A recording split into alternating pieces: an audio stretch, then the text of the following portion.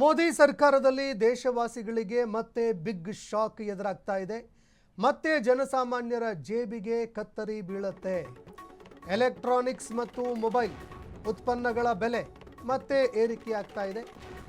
Electronic ವಸ್ತುಗಳ ದರ 5% 15% ಹೆಚ್ಚಳವಾಗ್ತಾ ಇದೆ. ಎಲೆಕ್ಟ್ರಾನಿಕ್ಸ್ ಮತ್ತು ಮೊಬೈಲ್ ಉತ್ಪನ್ನಗಳ ಬೆಲೆ ಮತ್ತೆ ಏರಿಕೆಯಾಗ್ತಾ ಇದೆ. ಎಲೆಕ್ಟ್ರಾನಿಕ್ ವಸ್ತುಗಳ ದರ 5% 15% ಹೆಚ್ಚಳವಾಗ್ತಾ ಇದೆ. ಮೊಬೈಲ್, ಲ್ಯಾಪ್ಟಾಪ್, ಟಿವಿ, ಫ್ರಿಡ್ಜ್ಗಳು, AC ಬೆಲೆ ಹೆಚ್ಚಳವಾಗುತ್ತೆ. ಸ್ಮಾರ್ಟ್ಫೋನ್ ಬೆಲೆ 10% 15% ಹೆಚ್ಚಳವಾಗುತ್ತೆ. ದೇಶದಲ್ಲಿ ಕಚ್ಚಾ ವಸ್ತುಗಳ ದರ ಏರಿಕೆಯಾಗ್ತಾ ಇದೆ. ಸಾಗಣೆ ವೆಚ್ಚ, ಉತ್ಪಾದನಾ ವೆಚ್ಚ ಹೆಚ್ಚಳವಾಗ್ತಾ ಇದೆ. ಇದರ ಪರಿಣಾಮ ಬೆಲೆ ಏರಿಕೆಯಾಗ್ತಾ ಇದೆ. ಹೊಸ ಮೊಬೈಲ್ ಫೋನ್, ಟಿವಿ, ಫ್ರಿಡ್ಜ್ ಖರೀದಿದಾರರಿಗೆ ಅಂದರೆ ಗ್ರಾಹಕರಿಗೆ ಇದು ತೀವ್ರವಾಗಿ ಹೊರೆಯಾಗುತ್ತೆ.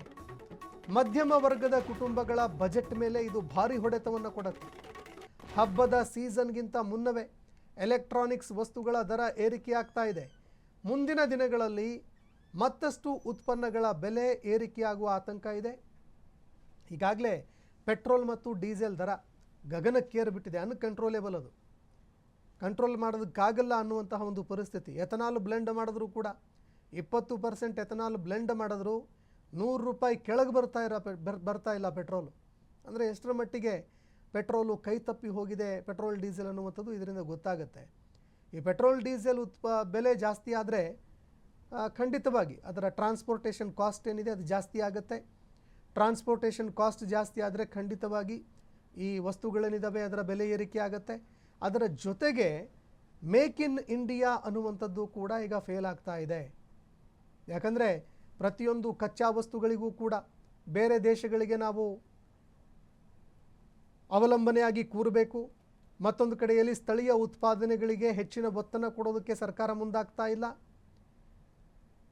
ಹೊರ ದೇಶದ ಒಂದು ಪ್ರಾಡಕ್ಟ್ಗಳನ್ನು ನಮ್ಮ ದೇಶದಲ್ಲಿ ಉತ್ಪಾದನೆ ಮಾಡಿದ್ರೂ ಕೂಡ ಹೆಚ್ಚಾಗಿ ಅಸೆಂಬಲ್ ಮಾಡುವಂಥದ್ದು ಮಾತ್ರ ಭಾರತದಲ್ಲಿ ನಡೀತಾ ಇದೆ.